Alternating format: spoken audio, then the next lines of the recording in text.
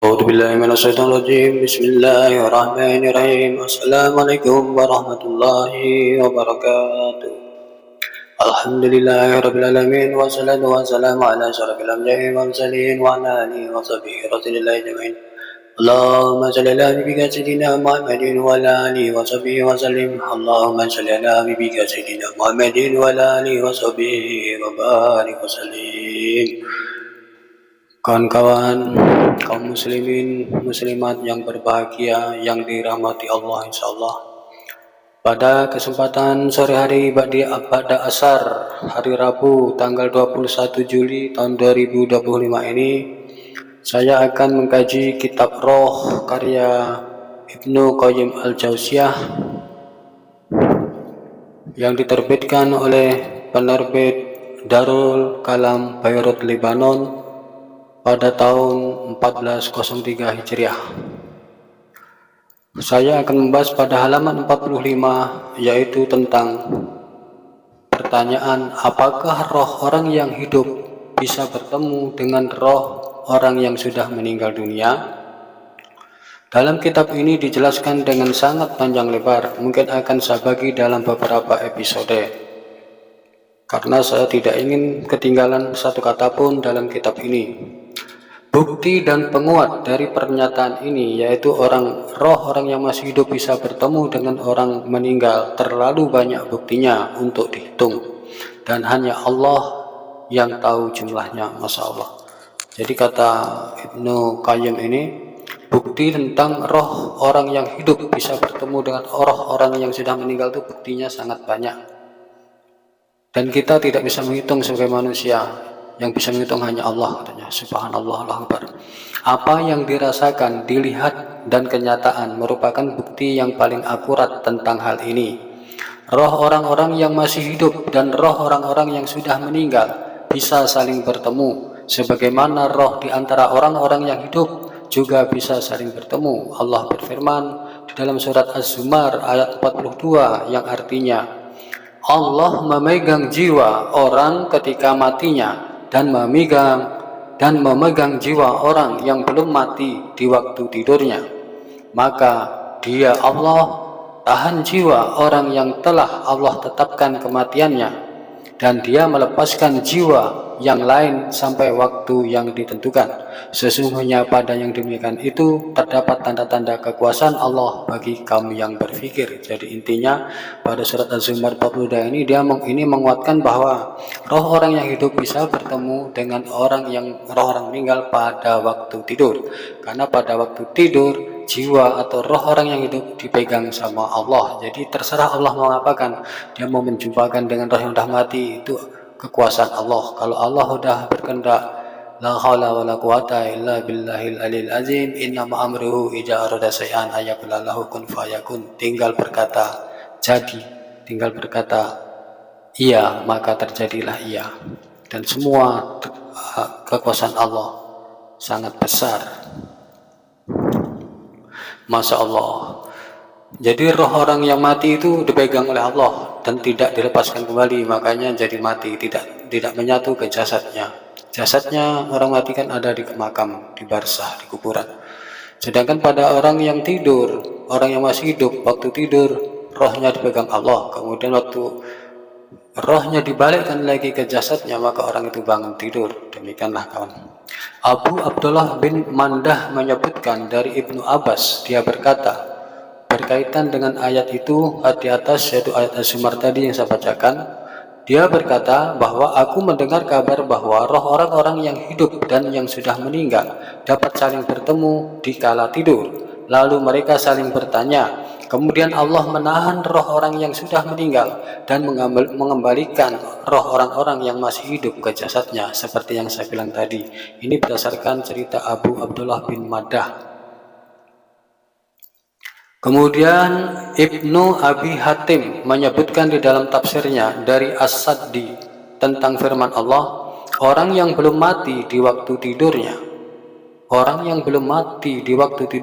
bahwa Allah memegang roh di dalam tidurnya itu. Lalu roh orang yang hidup itu bertemu dengan roh orang yang sudah meninggal di kala tidur. Lalu mereka saling mengingat dan saling mengenal. kemudian roh orang yang hidup kembali ke jasadnya di dunia hingga sampai ajalnya, dan roh orang yang sudah meninggal ingin kembali ke jasadnya tapi ia ditahan. Jadi orang yang udah meninggal tuh dia pengen hidup lagi kawan sebetulnya. Orang udah meninggal tuh rohnya sebenarnya pengen balik ke jasadnya yang ada di kuburan makam, tapi di sini ditahan oleh Allah, tidak bisa gitu kan. Kalau dia kembali dibalikkan lagi ke dalam jasadnya berarti hidup lagi di makam itu. Makanya nanti pas hari pembalasan, hari pembangkitan, waktu hari kiamat, waktu ditiup sama malaikat trompet sangkakala yang pertama itu semua akan dikumpulkan manusia, akan akan dibangkitkan. Nah, disitulah dia ceritanya.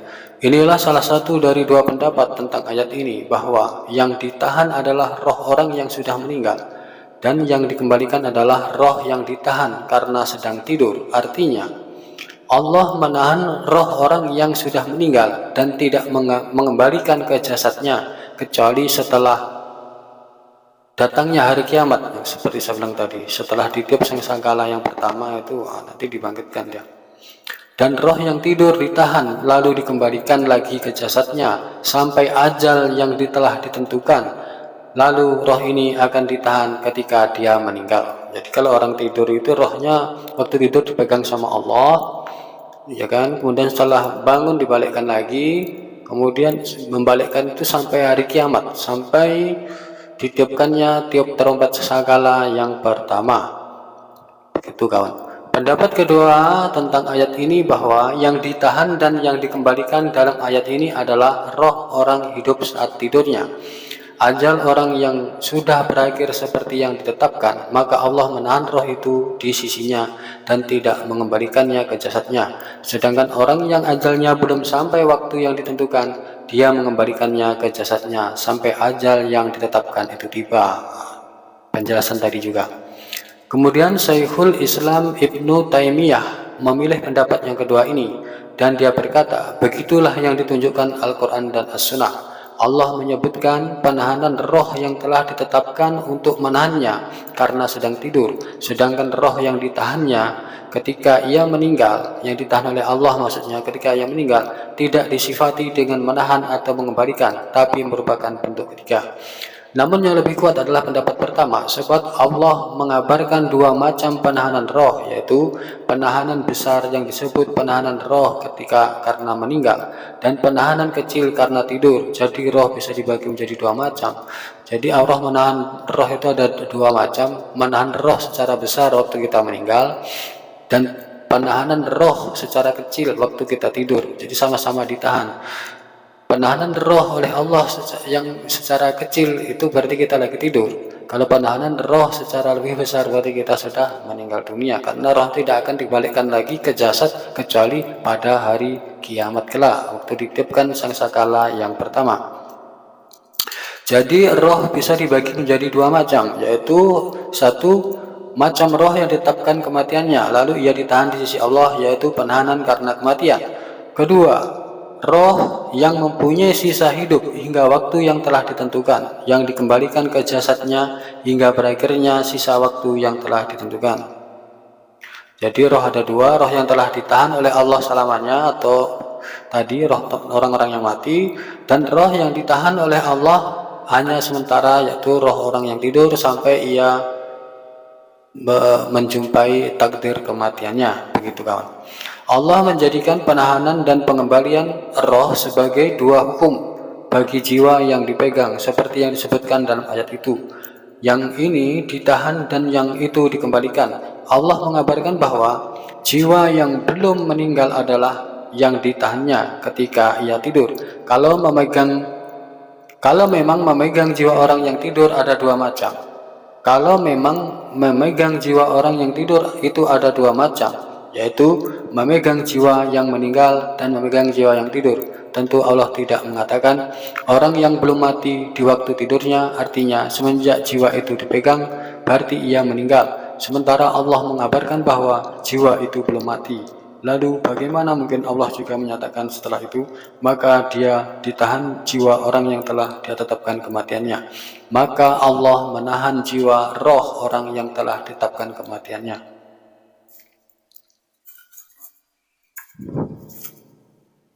Bagi yang berpendapat dengan hal ini dapat mengatakan firman Allah, maka Allah menahan jiwa orang yang telah ditetapkan kematiannya setelah Allah memegang saat tidur. Yang pertama, Allah memegang saat tidur, kemudian menetapkan kematiannya setelah itu. Yang pasti ayat ini mengandung dua macam penahanan jiwa atau roh, penahanan saat tidur dan penahanan saat mati. Yang satu tetap ditahan di sisi Allah dan yang lain dikembalikan ke jasadnya. Nah, seperti saya sebutkan tadi ya kawan ya, intinya kalau orang-orang tidur tuh ditahan sementara, kalau orang-orang mati itu ditahan selamanya sampai hari kiamat, begitu kawan. Sebagaimana yang sudah diketahui, Allah menahan setiap roh yang mati, baik yang mati pada saat tidur atau yang mati pada saat terjaga. Sebagaimana yang sudah diketahui, Allah menahan setiap roh yang mati, baik yang mati pada saat tidur atau yang mati pada saat terjaga. Apa maksudnya nih? Jadi orang tidur tuh mati dianggap ya. Kalau dari ilmu roh, orang tidur tuh mati karena rohnya lagi dipegang oleh Allah. Dan mati pada saat terjaga. Mati pada saat terjaga ini mati selamanya mungkin ini. Iya betul. Jadi mati pada saat tidur dan mati pada saat terjaga. Jadi mati pada saat terjaga ini mati sejati, yang mati betulan. Namun Allah mengembalikan jiwa atau roh orang yang memang belum mati. Firman Allah sebagaimana artinya Allah memegang roh orang ketika matinya. Roh atau jiwa ketika orang itu mati bisa berarti mati pada saat tidur dan bisa berarti mati pada saat terjaga. Mati pada saat terjaga diulangi lagi, berarti mati pada saat tidur dianggap mati, dan mati pada saat terjaga adalah mati sebenarnya, yaitu mati selamanya sampai trompet sangkala pertama pada hari kiamat ditiupkan. Pertemuan antara roh orang-orang yang hidup dengan roh orang-orang yang sudah meninggal menunjukkan bahwa orang yang hidup bisa melihat orang yang sudah meninggal pada waktu tidur mimpi. Subhanallah, Allahu Akbar. Saya sering mimpi mama saya ini, dan mimpi keluarga saya yang sudah meninggal, seperti adik saya yang baru meninggal, yang gak lama meninggal dengan mama ini. 12 hari setelah mama meninggal, adik saya meninggal. Mas Sutresno sering juga saya mimpi. Mama ini mimpi. Tujuan lur-lur saya yang lain sering mimpi saya. Tapi yang sering-sering mimpi mama saya ini. Allah Akbar. Rupanya menurut kitab ini, menurut ilmu Qayyim, saya selama ini bertemu dengan mama saya. Bahkan di kamar ini saya sering mimpi mama ada di kamar ini, tegak di sini. Di sajadah, di ujung sajadah saya ini, mama tegak. Menunjukkan ke situ, demi Allah, tolong bersihkan itu di bawah kasur itu kan. Kasur mama itu. Saya bersihkan paginya, rupanya ada rambutnya, ada barang-barang apa sisa-sisa dia gitu kan. Sama kanan itu suruh bersihkan, masya Allah. Sudah saya bersihkan, habis itu nggak ada lagi perintah lagi, mimpi yang lainnya lagi. Pertemuan antara roh-roh orang yang hidup dengan roh-roh orang yang sudah meninggal menunjukkan bahwa orang yang hidup bisa melihat orang yang sudah meninggal pada waktu ia tidur, yaitu pada saat mimpi. Sehingga orang yang hidup bisa mencari kabar dari orang yang sudah meninggal, dan orang yang sudah meninggal bisa mengabarkan apa yang tidak diketahui orang yang hidup, sehingga kabar itu pun menjadi sinkron. Masya Allah. Pas pertama mak saya meninggal, saya langsung, mama saya dikubur, dimakamkan sekitar jam 12 siang. Saya sholat lohor, habis itu jam berapa itu, jam 11.12, 1,5 jam habis itu saya sholat lohor. Saya minta tolong, ya Allah tunjukkanlah kehidupan alam barzah mama saya di alam barzah dalam kuburnya. Masya Allah, saya berzikir habis sholat. Setiap sholat saya zikir, doa, berwirid, bertawasul, mengirimkan untuk ke mama dan Mas Sutres. Dan alhamdulillah Allah mengizinkan doa saya. Allah menunjukkan kayak mana kehidupan mama saya di alam barzah, di alam kubur. Begitu juga Mas Sutres, kehidupannya kayak mana ditunjukkan. Ya Allah, terima kasih banyak. Alhamdulillah ya Allah, alhamdulillah ya Allah, Engkau telah mengizinkan, telah mengabulkan doaku untuk berjumpa mamaku dan adikku di alam barzah. Begitu dengan keluarga-keluargaku dan kaum muslimin lainnya yang telah meninggal. Amin amin ya rabbal alamin. Allahu Akbar, subhanallah, subhanallah, subhanallah wa bihamdihi, subhanallahil azim. Sehingga orang hidup bisa mencari kabar dari orang yang sudah meninggal, dan orang yang sudah meninggal bisa mengabarkan apa yang tidak diketahui orang yang hidup, sehingga kabar itu pun menjadi sinkron. Roh orang yang sudah meninggal itu juga bisa mengabarkan apa yang sudah lampau dan yang mendatang. Masya Allah, la ilaha illallah, bener. Ya Allah ya Tuhan, bener ini. Roh orang yang sudah meninggal itu juga bisa mengabarkan apa yang sudah lampau dan yang mendatang. Masya Allah, Mama Sab, ini enggak pernah saya lupakan. Ini ada buktinya, video pun ada saya. Ya Allah, Mama saya mengabarkan 1 hari sebelum adik saya meninggal. Jaraknya 12 hari setelah kematian Mama. Adik saya Sutresno bin Munaji. Mama mengabarkan bahwa adik saya mau pergi mengikuti dia di alam Basrah 1 hari. Saya dikasih mimpi habis sholat tanggal 11 siang bulan Februari. Saya bermimpi tanggal berapa itu? Pada hari ke-11 kematian Mama, itu sekitar bulan Februari. Setelah sholat lohor, saya berzikir wirid, kemudian saya tertidur. Di situ saya berjumpa Mama, mau mengabarkan intinya, Mas Sutres adik saya mau menyusul Mama. Rupanya keesokan harinya, tanggal 12 malam, sekitar jam 3 atau jam setengah 4 pagi, Mas Sutres dipanggil oleh Allah Subhanahu wa Ta'ala secara mendadak. Ya Allah, kami tidak mengira, tapi mimpi aku betul, pemberitaan Mama aku betul. Ya Allah, Allahumma fillah warhamha wa'fi wa'fuanha wa akrim jalaha wa ja'alil jannata maswa. Untuk Mama kula mesini batini bumunya dipinci saimin tergalek. Allahumma ja'al kubraha radatan wiradil janah wa la taj'al kubraha faratan min fariniron. Allahumma fillahu warhamhu wa'afi'i wa'fuanhu wa akrim julahu wa ja'alil jannata maswa'u. Untuk adik kula Sutresno bin Munaji, Allahumma ja'al kubrahu radatan wiradil janah wa la taj'al kubrahu faratan min fariniron. Allahumma fillahu warhamhu wa'afi'i wa'fuanhu wa akrim julahu wa ja'alil jannata maswa'u. Wa wasiman walahu wa zilu bil ma'i wa salji wal badi wa nakihi minal khotaya kama junakut sahabil abjadu minad danas wa badil hudaran khairan min darihi wa alan khairan min ahlihi wa zajan khairan min zawjihi wa dakhiluhu jannata wa tihu min azabil qabri wa fitnatihi wa min azabinar. Allahumma firli ajina wa maytina wa zaidina wa qaibina wa zairina wa kabirina wa zakarina wa unzana. Allahumma man ajaitahu minna fa ahyi ala islam wa man tawafatahu minna fa tawafahu ala iman. Allahumma la tahrimna ajra wa la tudlana badahu birahmatika ya arhamar rahimin walhamdulillahi rabbil alamin. La haula wa la quwwata illa billah. Allahumma shalli ala sayyidina Muhammad wa ala sayyidina Muhammad. Betul rupanya ya Allah, aku tidak sia-sia beli kitab ini, kitab roh dari Ibnu Qayyim al-Jauziyah. Roh orang yang sudah meninggal itu juga bisa mengabarkan apa yang sudah lampau dan yang mendatang.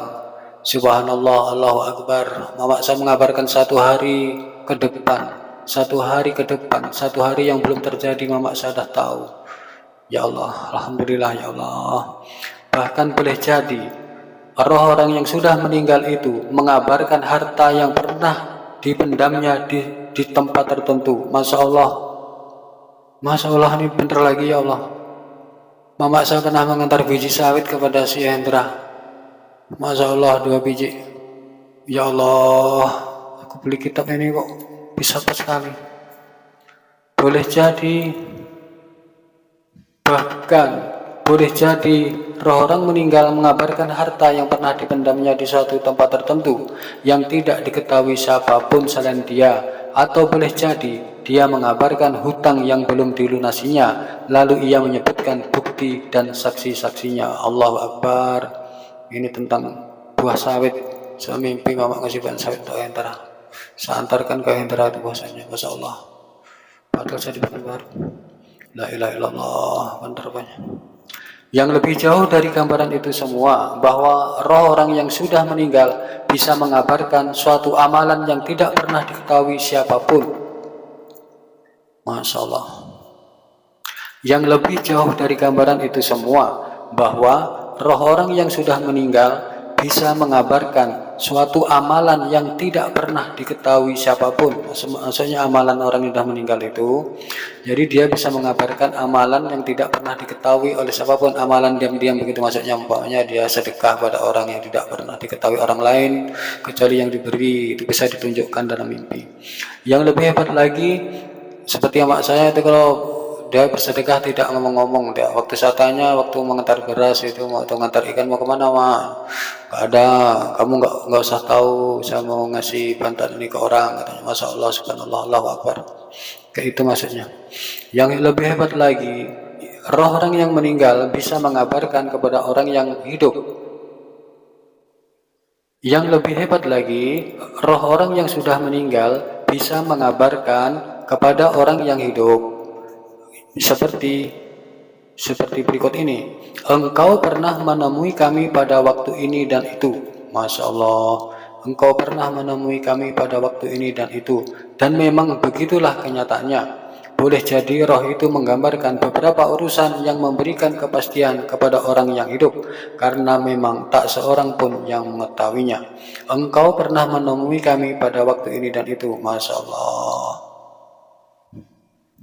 Yang lebih hebat lagi, orang yang sudah meninggal bisa mengabarkan kepada orang yang masih hidup. Engkau pernah menemui kami. Boleh jadi roh itu mengabarkan beberapa urusan yang memberikan kepastian kepada orang yang hidup, karena memang tak seorang pun yang mengetahuinya. Telah kami sampaikan kisah As-Sab bin Jasamah. Telah kami sampaikan kisah As-Sabah. Telah kami sampaikan, kata Ibnu Qayyim, telah kami sampaikan kisah As-Sab bin Jasamah yang sudah meninggal. Jadi ini dia. Telah kami sampaikan kisah As-Sab bin Jasamah yang sudah meninggal dunia dan perkataannya kepada Auf bin Malik. Begitu pula kisah Sabit bin Qais bin Samas dan beberapa pengabaran yang disampaikannya kepada orang yang mimpi bertemu dengannya berkaitan dengan baju besinya dan hutang yang belum dilunasinya. Masya Allah, Allahu Akbar. Memang iya. Saya pernah waktu itu tadi, waktu mama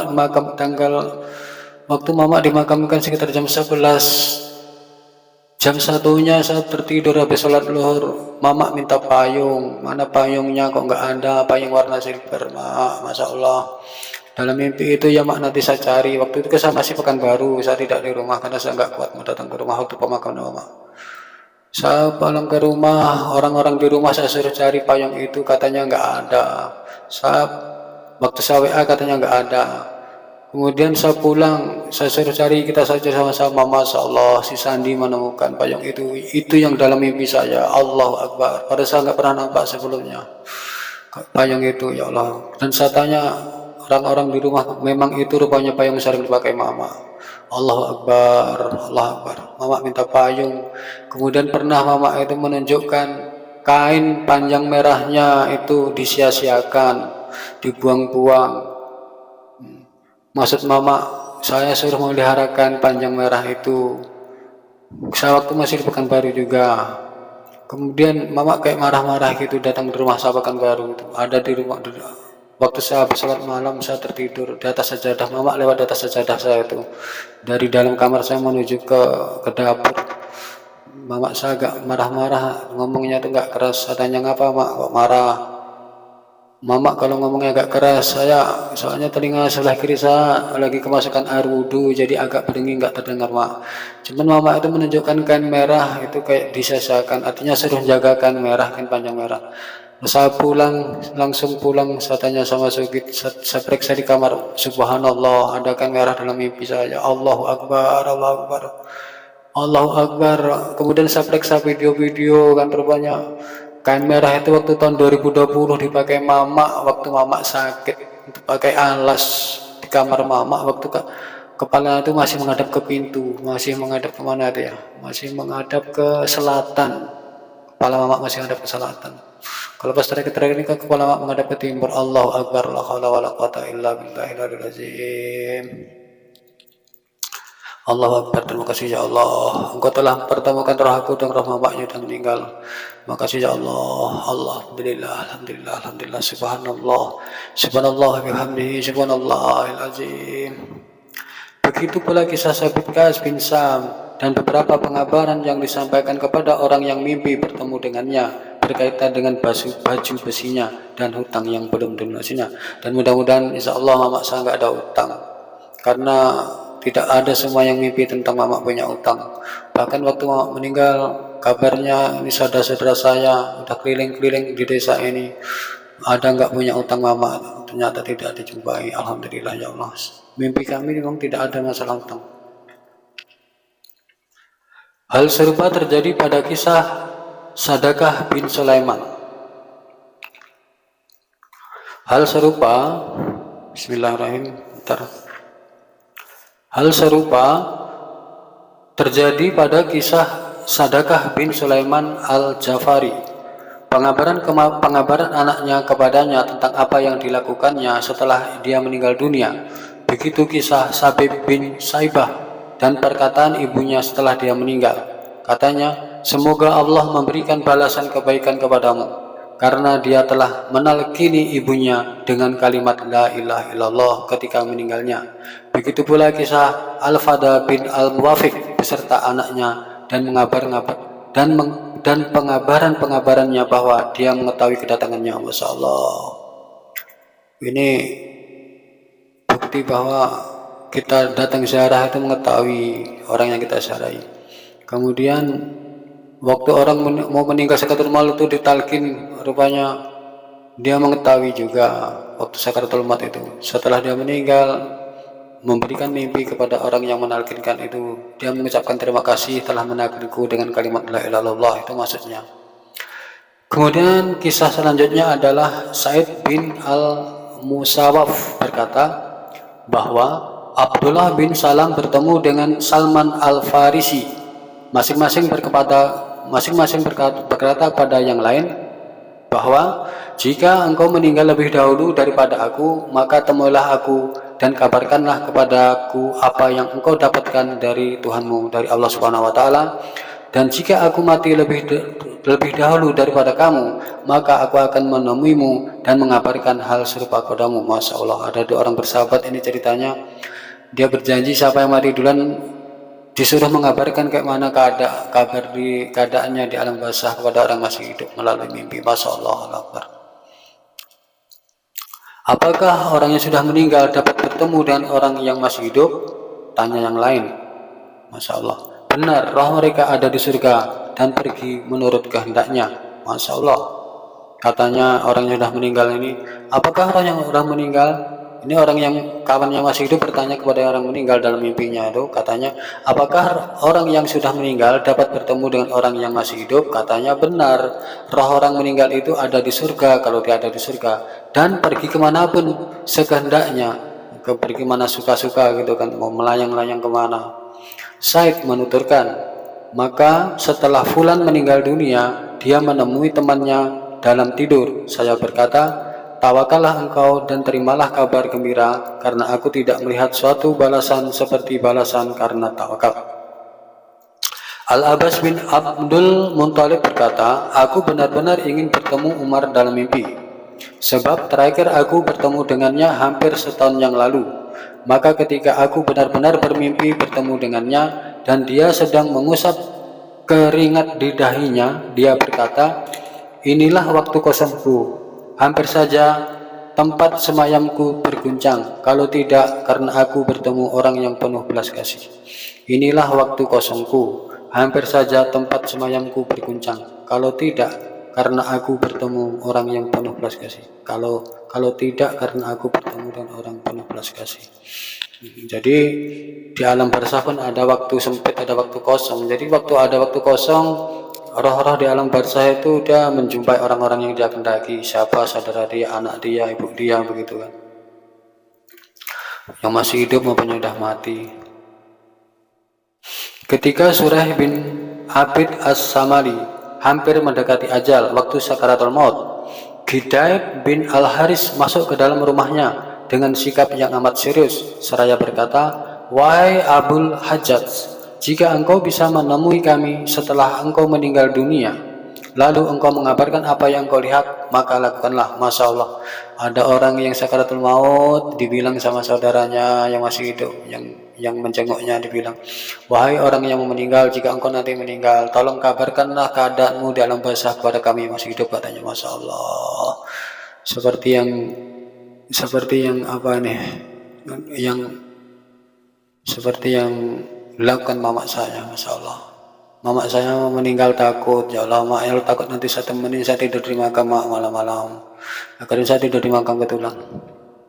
Masya Allah, Allah Akbar.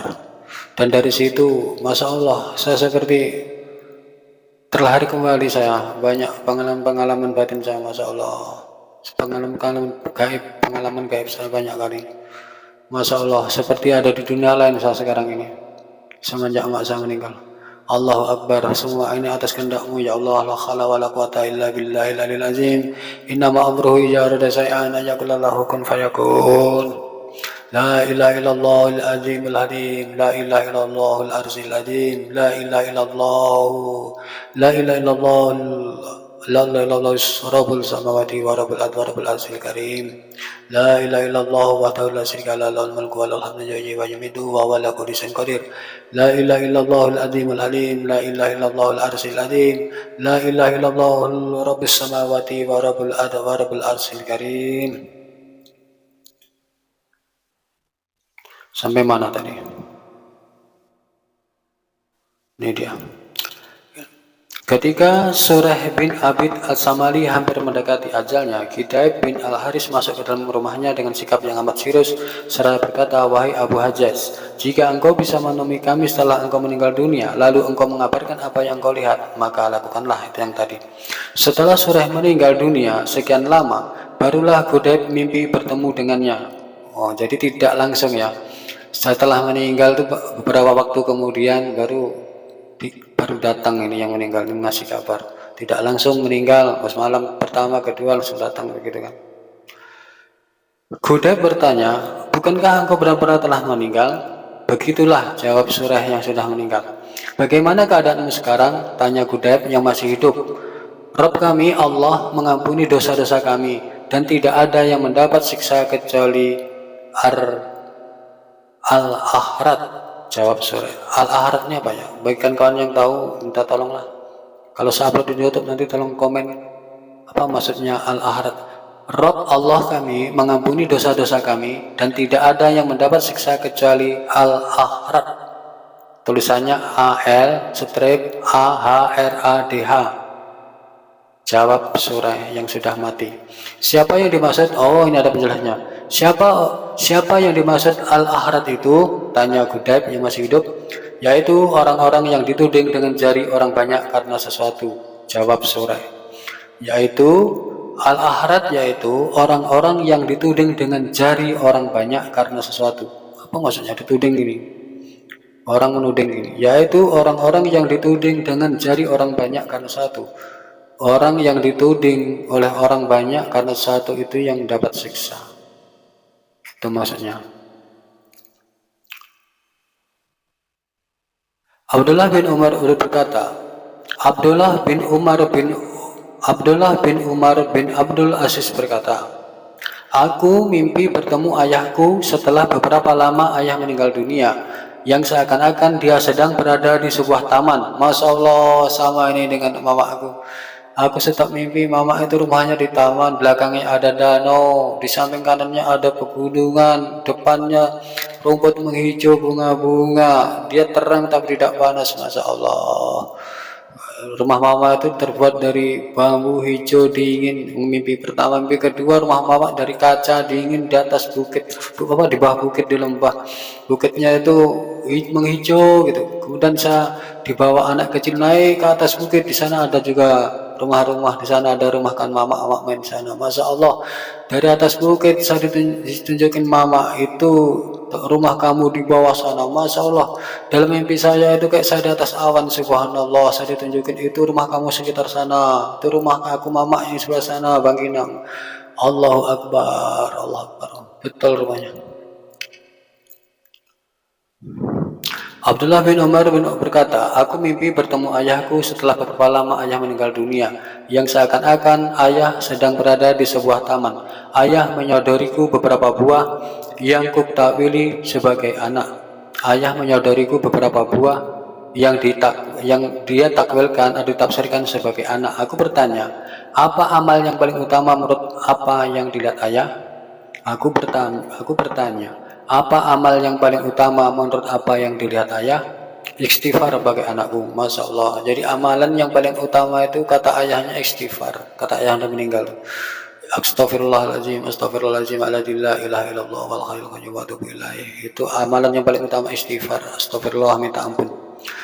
Kemudian kisah selanjutnya adalah kisah Maslamah bin Abdul Malik mimpi bertemu dengan Umar bin Abdul Aziz setelah dia meninggal dunia. Dia bertanya, "Wahai Amirul Mukminin Umar bin Abdul Aziz, aku bertanya-tanya bagaimana keadaan engkau setelah meninggal dunia?" "Wahai Maslamah," jawab Umar, "inilah waktuku yang kosong. Demi Allah, aku tidak ada waktu istirahat kecuali saat ini saja." Makanya setelah ada waktu istirahat dia menjumpai ini yang bertanya, ini orang yang masih hidup ini, menjumpai Maslamah. Rupanya orang meninggal itu sibuk juga di sana ya, di alam barzakh. Subhanallah. "Lalu di mana engkau berada, wahai Amirul Mukminin?" tanya Maslamah yang masih hidup. "Aku bersama para pemimpin petunjuk di surga Adnin." "Aku bersama para pemimpin petunjuk di surga Adnin," jawab Umar bin Abdul Aziz. Masalah, dia ada di surga Adnin. Kemudian Saleh Al berkata, kemudian ada kisah lain dari Saleh Al Barat yang mengatakan bahwa aku telah mimpi bertemu Zurarah bin Aufa setelah dia meninggal dunia. Aku bertanya kepada dia bahwa semoga Allah merahmatimu, apa yang ditanyakan kepadamu dan apa pula jawabanmu. Karena maksudnya ini pertanyaan pertanyaan malaikat-malaikat di alam barzakh itu kan, ada pertanyaan mungkar nakir itu. Makanya kita kalau kita berziarah ke makam orang baru meninggal atau ke makam-makam dalam apapun, itu kan kita suruh berdoakan paling tidak doa kita minimal ke arwah orang yang meninggal itu, ke makam itu minimal doa itu intinya ada 3 mencakup. Kalau kita bahasa Indonesia kan, kita semoga engkau orang meninggal diampuni, ya kan, dimaafkan oleh Allah. Semoga Allah merahmati kalian, gitu kan.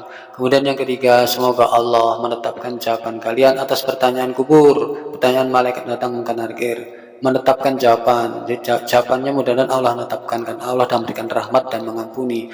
Makanya diampuni dulu, kemudian merahmati dan menetapkan jawaban kubur, kemudian masukkan ke surga barzakh, maupun nanti setelah kiamat surga di akhirat kelak, begitu. Jadi itu inti-inti doa dulu kalau kita bahasa Indonesia kan ya. Doanya diajarkan oleh Nabi Muhammad Rasulullah SAW itu. Sampai mana tadi? Terlalu enak baca kitab ini. Subhanallah.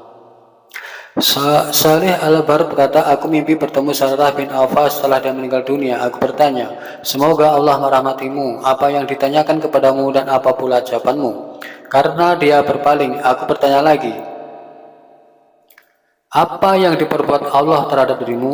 Karena dia berpaling, Masya Allah. Jadi orang dah meninggal ini dalam mimpinya ditanya malah berpaling ini, malingkan muka.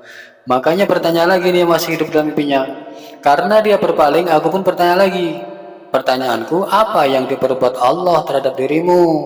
Maka dia menjawab, orang dah meninggal itu pun menjawab dalam mimpi, aku dimuliakan karena kemurahan dan kemuliaannya. Jadi orang masuk surga mendapat nikmat dalam barzakh itu bukan karena amalnya ya, tapi karena rahmat Allah. Amal kita seberapalah ya, kita hidup paling banter 100 tahun, 150 tahun pun nggak ada orang hidup kan. Sedangkan di alam barzakh dan alam akhirat itu selamanya kekal. Jadi kalau kita masuk surga itu karena amal kita itu ya terlalu picik pemikiran kita. Kita masuk surga mendapat nikmat kubur itu karena rahmat Allah yang jelas. Karena Allah merahmati kita dan kemurahan Allah Maha Pemurah. Kita ada dosa tetap kita mendapat nikmat. Kita ada dosa tetap masuk surga. Itu adalah karena Allah Maha Pemurah lagi Maha Penyayang. Itu namanya rahmat. Allahu Akbar, Allah berrahmat. Mudah-mudahan mama, adikku, saudara-saudara dan semua arwah keluarga dan leluhurku semua masuk surga di alam barzakh dan surga di akhirat. Amin amin ya rabbal alamin. Dia menjawab, aku dimuliakan karena kemurahan dan kemuliaan Allah. Bagaimana keadaan Abul A'la bin Yazid, saudara Muhtarib? Tanya orang yang masih hidup ini. Jadi dia menanyakan yang lain lagi kepada orang yang mati itu, menanya saudara yang lain, bagaimana keadaan Abul A'la bin Yazid, saudara Muhtarib? Tanyaku. Dia menjawab, dia berada di derajat yang tinggi. Masya Allah, rupanya saudaranya lain sudah meninggal, berada di level yang lebih tinggi lagi, di makom yang lebih tinggi. Kan roh itu ada makom-makomnya itu, ada tingkat-tingkatannya itu.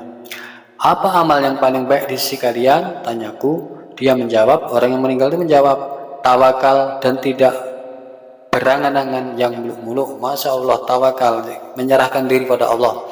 Kita berserah diri pada Allah dan tidak berangan, tidak banyak angan-angan. Kita terlalu banyak angan-angan itu menghayal, jadi itu tidak boleh. Itu yang membuat tersesat dalam barzah. Jadi kita tawakal aja, berserah diri aja. Apa takdir kita itu Allah yang ngatur, perjalanan hidup kita Allah ngatur. Jadi kita berserah diri aja. Kita tidak perlu terbebani dengan kehidupan, kan Allah dah mengatur. Semuanya Allah yang mengatur. Kita pasrahkan aja pada Allah, itu maksudnya. Jadi awalnya tawakal. Kalau yang di atas tadi, yang membuat dia mulai di alam barzah, dalam kubur, amalan yang paling bagus yang dia lakukan adalah istighfar tadi kan. Yang ini tawakal. Orang ini amalannya tawakal, yang tadi istighfar. Jadi orang itu punya amalan yang macam-macam ya. Yang paling utama, ada yang alhamdulillah, ada yang la ilaha illallah, amalan zikir ya. Waktu dia masih hidup, yang sering dilakukan yang paling banyak kan. Kalau yang pertama tadi, dia mendapat rahmat karena amalannya paling utama dia beristighfar. Kalau yang ini adalah tawakal, berserah diri ya.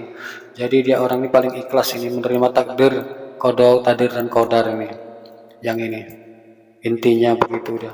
Jadi kita menerima takdir dengan ikhlas itu ya apa ya Allah ya kawan, kita akan menentukan apa ya, menentukan surga kita di alam barzah. Jadi surga alam barzah itu tergantung keikhlasan kita dalam menerima takdir hidup ini. Biarpun kita susah, kita tawakal aja, kita ikhlas saja, itu maksudnya. Jadi kita dapat pelajaran beragam dari sini. Selain istighfar, kita tawakal. Jadi tawakal, berserah diri itu luar biasa efeknya setelah mati. Allahumma shalli ala sayyidina Muhammad wa ala ali sayyidina Muhammad. Malik bin Dinar berkata, ini ada kisah lain lagi dari Malik bin Dinar berkata, aku mimpi bertemu Muslim bin Yasar setelah dia meninggal dunia. Aku mengucapkan salam kepadanya, tapi dia tidak menyahutnya. Lalu aku bertanya lagi, mengapa engkau tidak menjawab salamku, katanya. Jadi orang yang sudah meninggal itu disalamin dalam mimpi, tidak apa ya, tidak membalas salamnya. Orang yang masih hidup ini kirim salam ke dia, tidak dibalas dalam mimpinya. Dia menjawab, karena aku adalah orang yang sudah mati, maka bagaimana mungkin aku bisa menyuhut salammu? Karena dia sudah mati, mana mungkin aku bisa menjawab salammu, katanya, padahal dalam mimpi. Apa yang engkau temui setelah meninggal dunia, tanyaku, tanya orang yang masih hidup itu. Demi Allah, aku menemui guncangan dan gempa yang dahsyat. Masya Allah, ada gempa rupanya dalam alam barzah, ya Allah. Ada guncangan dan gempa.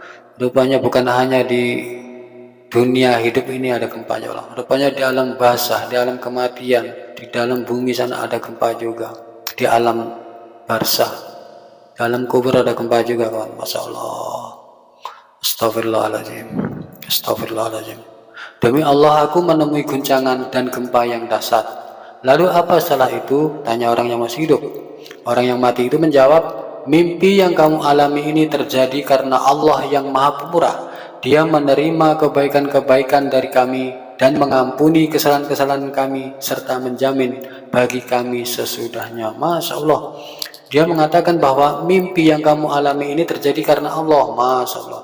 Jadi kita mimpi tidak akan terjadi kalau Allah tidak berkehendak. Itu masanya. Makanya setelah aku bermimpi tentang keluarga aku sudah meninggal, ya Allah, aku selalu berterima kasih kepadamu. Alhamdulillah, Alhamdulillah, ya Allah, engkau telah mempertemukan aku dan orang-orang yang sudah meninggal.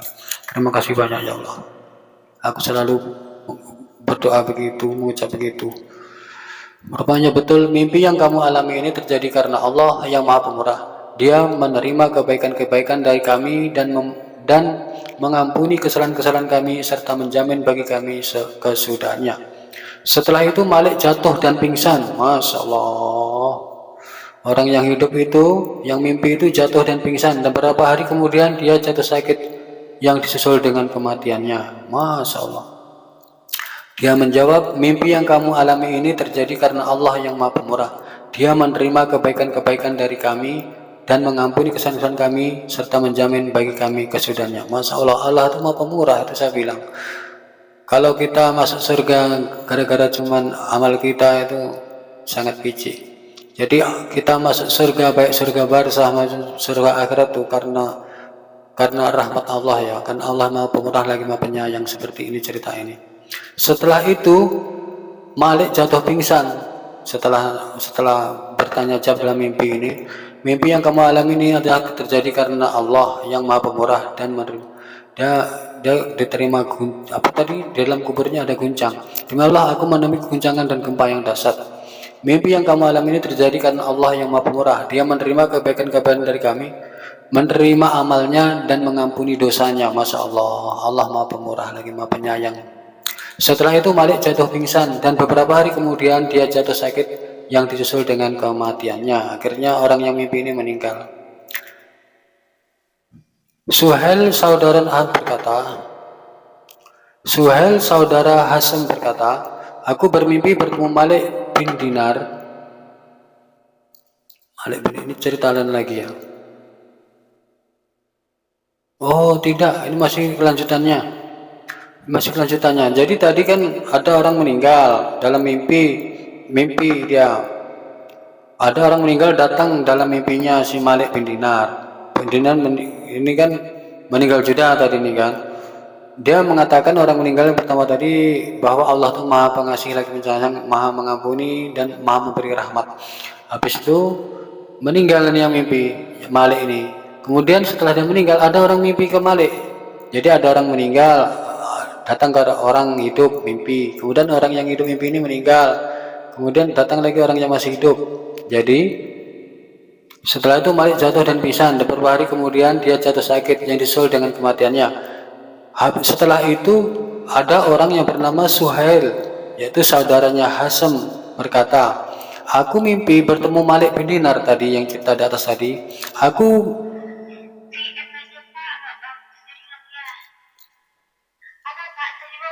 Astagfirullahaladzim. Jadi aku mimpi ketemu Malik bin Dinar yang udah meninggal tadi. Setelah dia meninggal dunia, aku berkata kepadanya, wahai Abu Yahya, aku selalu berpikir, apa yang engkau bawa menghadap Allah? Jadi dia menanya nih, orang yang masih hidup ini menanya ke Malik bin Dinar yang baru meninggal itu, wahai Abu Yahya, aku selalu berpikir, apa yang engkau bawa menghadap kepada Allah?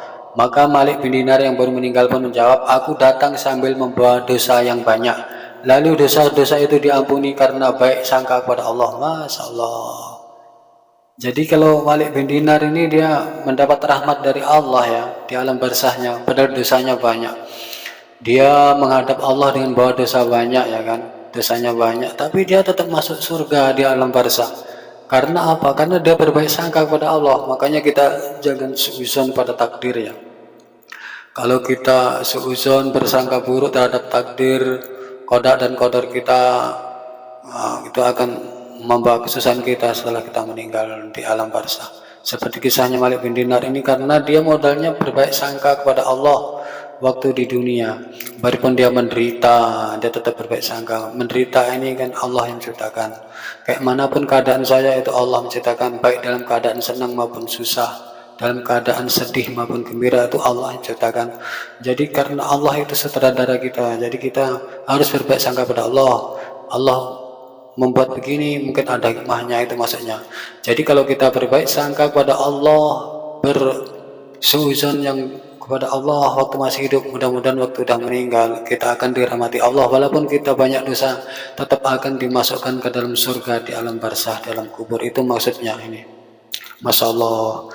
Jadi tadi ada amalan istighfar yang menyelamatkan dalam kubur. Kemudian ada amalan apa tadi? Yang terakhir ini dia tawakal. Ada tawakal tadi yang kedua, atau berserah diri, menyerahkan segalanya kepada Allah. Dan yang kemudian yang ketiga ini adalah berbaik sangka atau suuzon kepada Allah. Tidak bersangka buruk, tidak husnuzon terhadap apapun yang terjadi pada dia, baik senang maupun susah, baik atau buruk di atas dunia, tetap berprasangka kepada Allah. Dan amalan itu yang akan menyelamatkannya orang nanti setelah meninggal. Masya Allah, walaupun banyak dosa.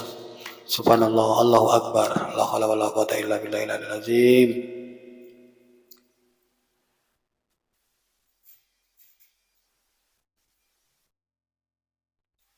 Setelah Raja Ini ada cerita lain lagi, ini baru ini cerita kisah lain lagi. Setelah Raja bin Hawayah meninggal, istri Abid mimpi bertemu dengannya. Maka istri Abid bertanya kepadanya, "Wahai Abu Mikdam, kemanakah kalian menuju?" Maka raja menjawab, "Kepada kebaikan. Tapi setelah meninggalkan kalian, kami kaget dan kami mengira kiamat telah tiba." Masya Allah. Jadi orang yang mati itu dipikirnya dia mati itu akan terjadi kiamat. Rupanya tidak nih. Ditanya, "Kemana kamu menuju?" "Kepada kebaikan. Tapi setelah meninggalkan kalian, setelah saya meninggal dunia," maksudnya itu, "kami kaget dan kami mengira kiamat telah tiba." "Kalian kaget karena apa?" tanya istri Abid yang masih hidup. Dia menjawab, "Al-Jarrah dan rekan-rekannya masuk surga sambil membawa beban mereka sehingga mereka berjubel di pintu surga." Masya Allah. Dia menjawab, "Al-Jarrah dan rekan-rekannya masuk surga sambil membawa beban mereka sehingga mereka berjubel di pintu surga." Jamil bin Murrah berkata, "Marid al-Ajri sudah kuanggap seperti saudara dan sekaligus rekan. Suatu hari aku berkata kepadanya, siapapun di antara kita yang lebih dahulu meninggal, maka dia harus menemui yang lain, lalu mengabarkan apa yang dialaminya. Ternyata Mu'arik yang lebih dahulu meninggal. Tak lama setelah itu, istriku mimpi bertemu dengannya, yang seakan-akan dia menemui kami seperti yang biasa ia lakukan semasa hidupnya. Dia juga mengetuk pintu seperti yang biasa dia lakukan. Istriku berkata, aku bangkit untuk membukakan pintu baginya, seperti yang biasa kulakukan jika dia datang ketika dia masih hidup. Lalu kukatakan kepadanya, masuklah wahai Abul Mu'tamar dan hampirilah pintu saudaramu. Dia berkata, bagaimana aku bisa masuk sementara aku sudah meninggal? Aku datang hanya untuk mengabarkan kepada Jamil tentang apa yang diperbuat Allah terhadap diriku. Beritahukanlah kepadanya bahwa Allah menempatkan aku di dua kuburan. Masya Allah. Ini apa maksudnya ini? Ini ada orang meninggal datang ke keluarganya ingin mengabarkan bahwa dia ditempatkan di dua kuburan, di dua makam. Apa maksudnya ini? Coba kita baca di bawah. Ada nggak penjelasannya? Ketika Muhammad bin Sirin meninggal dunia, wah ini Muhammad bin Sirin, ini tafsir mimpi nih. Ulama apa nih? Ulama waktu zaman Nabi, generasi pertama zaman Nabi ini. Ulama besar tafsir mimpi ini. Ada juga saya kitabnya ini. Kitabnya namanya Tafsirul Alam. Apa namanya? Kalam. Tafsir mimpi bahasa Indonesianya. Jadi tadi apa ya? Dia ada orang meninggal mendatangi keluarganya, dia mengabarkan bahwa dia ditempatkan di dua kuburan. Masya Allah. Kemudian ada cerita lagi ketika Muhammad bin Sirin, yaitu ulama besar yang ahli tafsir mimpi meninggal dunia, maka